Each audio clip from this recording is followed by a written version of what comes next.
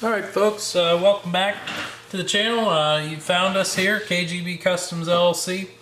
We try to share some of the finest and most interesting custom guns and you know, anything else that happens through the shop that I deem is worth sharing. Today we've got a special one, at least to me, because I built it.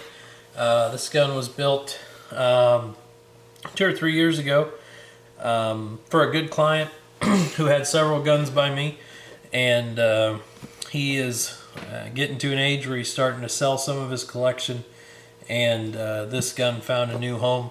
The new owner asked me to kindly take a look at it and revise the build sheets. The old build sheets have the original owner's name on them, so he sent it back to me, and figured I'd share it with you guys while it was here. The gun is a Colt Combat Commander in 38 Super. This gun, let's take a look here, was manufactured early 70s. 70 BS, looks like a 72. So it is an early Combat Commander. The gun is, as you see in the reflection there, a very high polish finished gun, and that was, you know, at the customer's behest. This gun, he really wanted to jump off the table, so to speak. I had built him a two-tone Combat Commander 38 Super prior to this one. That wasn't quite a full build. This one is a full house gun. A little bit of backstory on the Colt Commander. The Colt Commander was developed in the late 40s. The military wanted a sidearm, not to replace the M1911A1, but certainly to supplement it for troops, airmen, etc., that didn't need needed a lighter pack to carry. The Army's proposal was a 9mm pistol weighing no more than 25 ounces, with a barrel length shorter than 4.5 inches, ideally with an aluminum frame to get that weight down. Colt at the time produced the Colt Commander. One thing a lot of people get wrong is calling those early Commanders lightweight Commanders. Well, they are lightweight Commanders, but Colt never called them that until 1970. In 1970, they introduced the Combat Commander, which was a steel frame gun that was introduced due to the commercial market largely wanting a more robust and durable frame. Both frames certainly have good durability. The aluminum frames, because you have steel riding on aluminum, they can loosen up faster, which is one reason if I do build a lightweight Commander, which I don't do often, if I did build a lightweight Commander, I tend to lean on putting AccuRails in that frame so that it is steel riding on steel, to eliminate that loosening up problem that lightweight guns tend to have. So the Colt Commander originally released, the military wanted this gun in 9mm. Colt originally released it in 49 in 9mm. Only 65 roughly were produced in 49. Most sources out there will cite that the Colt Commander was introduced in 1950. I believe that is when Colt officially started promoting it to civilian market.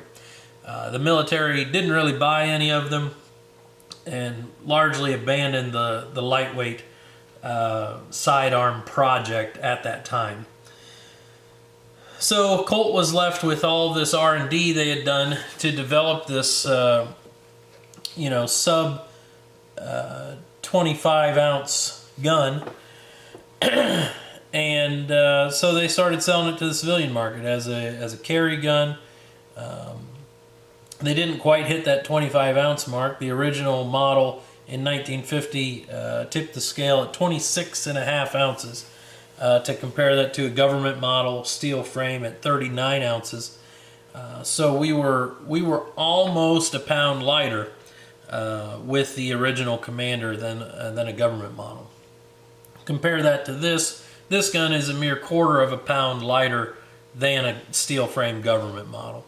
So it was a significant weight saving, certainly the original Commanders and later the lightweight Commanders. Less so after, say, the mid-70s when Colt stopped the internal lightening of the slide. That added a little bit back to the weight. And that was done, frankly, I think, to streamline their production, as Colt was making combat Commanders, and lots of early combat Commanders have lightened slides because Colt was using whatever was on the shelf. And perhaps Colt thought that the Commander, being a shorter stroke, shorter slide, needed that lighter slide to operate. That just wasn't the case. Certainly the gun being built around the 9mm did have some struggles with 45. In my opinion, the 38 Super really is the sweet spot for the Commander length guns. You can make them run fine with any of the calibers, but I do think that it's less abusive to the gun and to the shooter to go with a sub caliber in a Commander if you're going to run a Commander. So Colt produced from 49, we'll say 50 because that's what Colt says, from 50 to 69, all Commanders were aluminum frame guns and lightened slides. They produced them in 9mm, 38 Super, and 45 ACP. The guns look identical other than the caliber designation on the slide externally. The bushings because the barrels were the smaller 0500 diameter on the sub-caliber guns, the bushings do look different on the 9mm and 38 Super to fit that smaller OD barrel. Colt kind of waffled back and forth on that on their 38 Super government model guns. You'll hear the term fat barrel 38 Super thrown around, and that was just a barrel that wasn't a pencil barrel, wasn't an 0500 barrel.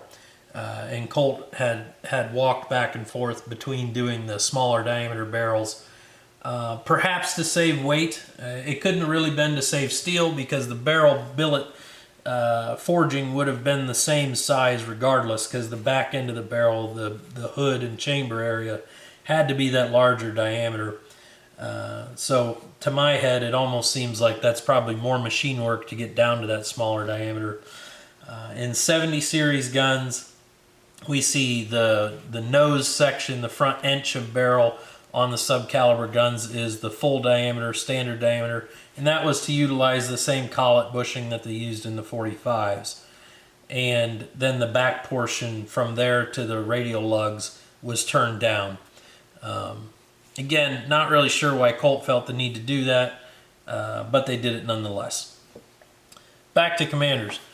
So in 1970, the Combat Commander was rolled out at the same time as the Mark IV 70 series guns, which had the improved barrel bushing, thus what they denoted the difference between the commercial government model that was made prior and the Mark IV 70 series government model that was made after.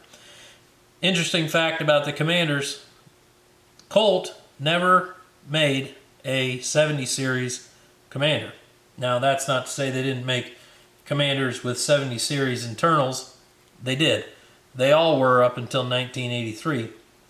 But Colt never marked them 70 series. So lots of purists, argumentative old men mostly, will argue that calling this gun a 70 series Colt Combat Commander is incorrect because it's not marked 70 series. Colt didn't advertise it as such at the time.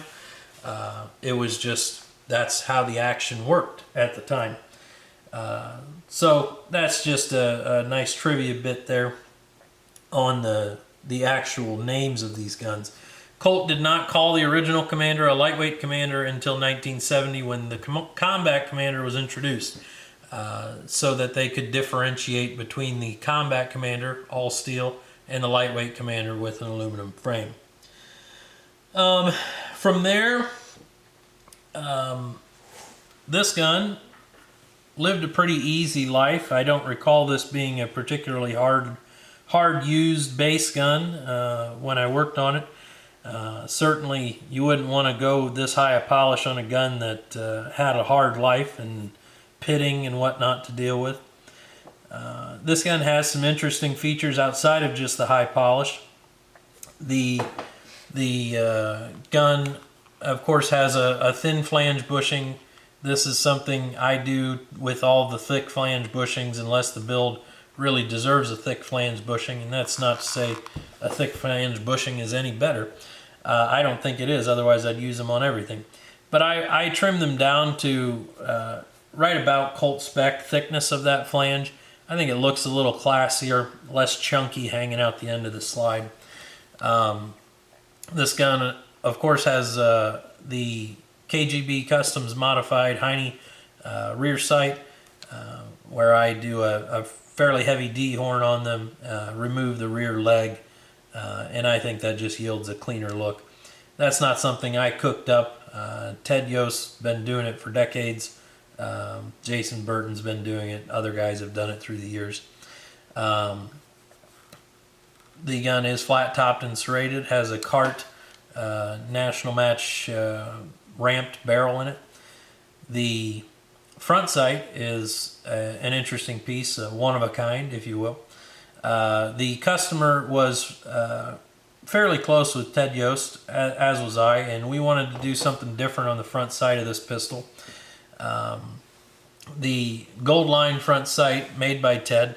This one, the gold wire was left proud. The sight is not serrated, so the whole gold stripe is polished from top to bottom, which does make it kind of jump out at you when you acquire sight picture.